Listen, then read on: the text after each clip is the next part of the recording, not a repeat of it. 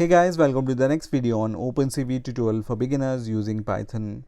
In the last video, we have seen how we can perform simple thresholding in OpenCV using Python using various thresholding techniques.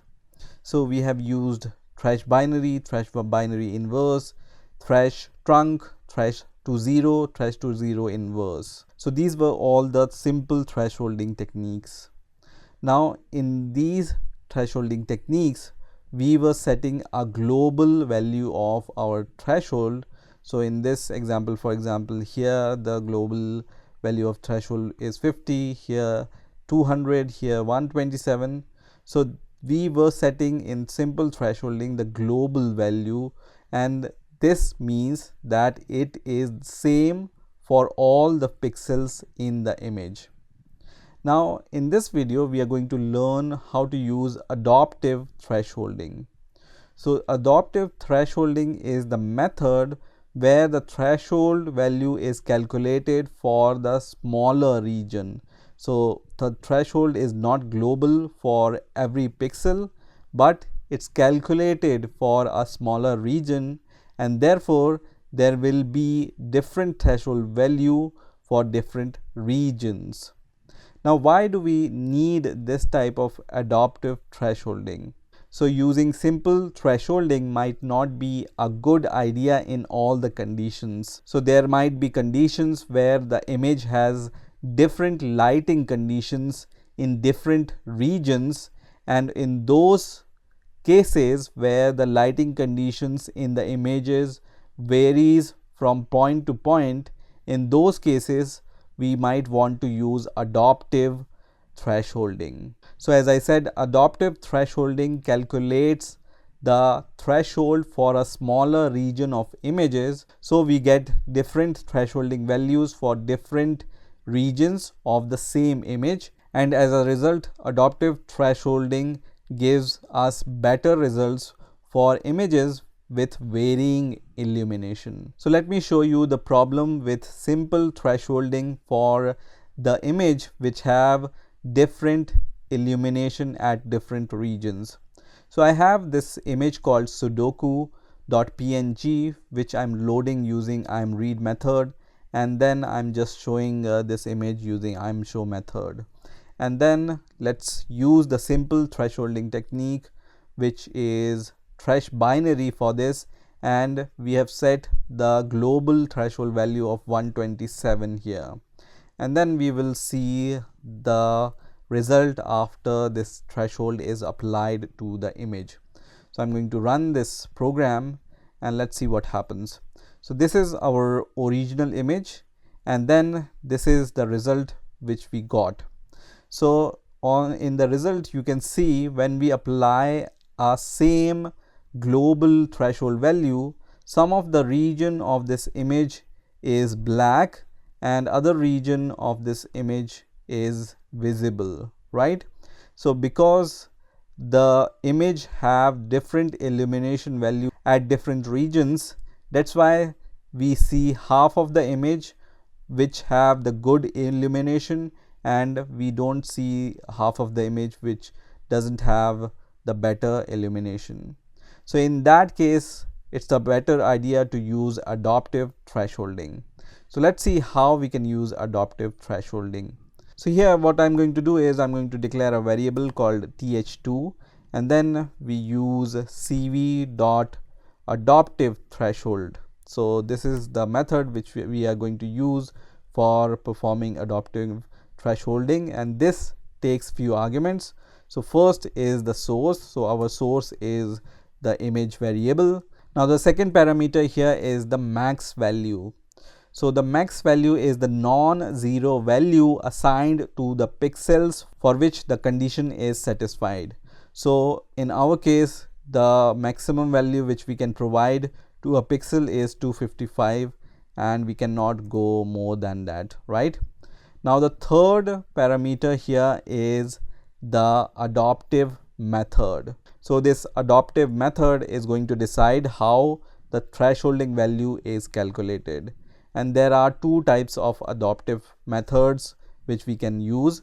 So the first method is called cv2.adoptive thresh mean C. So what is the meaning of this adoptive thresh mean underscore C? So using this method, the threshold value is the mean of the neighborhood area. And here is the documentation of these two methods. So adoptive thresh mean C gives us the threshold value using this function, and this is going to give us the mean of the block size multiplied by block size neighborhood of x comma y minus C, which is the constant. And the second adoptive threshold type is this one, which is adoptive thresh Gaussian underscore C. And in this adoptive thresholding, the threshold value is the weighted sum of neighborhood values where weights are the Gaussian window. So let's use the first adoptive method, which is the adoptive thresh mean underscore C. Now the next parameter here is the threshold type. So the threshold type which we are going to use is the thresh binary, which we have also seen in the last video also. And then the next value is the block size. So block size decides the size of the neighborhood area. So here we are going to give the block size 11, and the next parameter here is the value of C. So we have seen that we need to give the value of C also when we use the adoptive thresh mean C and adoptive thresh Gaussian C. So this is the value of C which we are going to give, and C is just a constant which is subtracted from the mean in the case of this adoptive thresh mean method, or the weighted mean in the case of Gaussian adoptive threshold. Okay, so constant we are going to give here is 2, and now what we are going to do is we are going to just load this image which we got after applying this adoptive thresholding, and let's just comment the other window. So we will just see the original image and the adoptive thresholding result. So I'm going to run this code, and you can see the original image here and the result of adoptive thresholding, which looks much better than the simple thresholding technique. So let's uncomment this also. So I'm going to uncomment this, so we will see all the three results at the same time.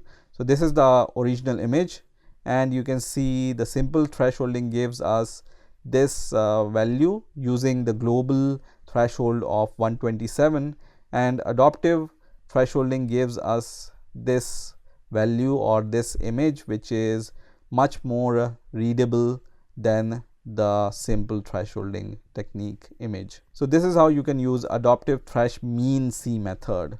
In the same way, we are going to use the other adoptive thresholding technique, which is called adoptive thresh Gaussian C. So instead of this, we are going to use adoptive thresh Gaussian C, and then all the parameters we are going to leave as same, and let's load the result of this type of thresholding, which is stored in th3. So let's run this code and let's see what happens. So we have already seen this image, which is the simple thresholding. This is the result of the adoptive thresholding mean C, and this is the result of adoptive thresholding Gaussian underscore C. So both of the result looks good because the adoptive thresholding algorithm calculates the thresholding value for different regions. So the thresholding value is not global for each and every pixel of the image. And we have seen the two adoptive methods which are available in adoptive thresholding. So in this way, you can use adoptive thresholding in OpenCV using Python. I hope you have enjoyed this video, and I will see you in the next video.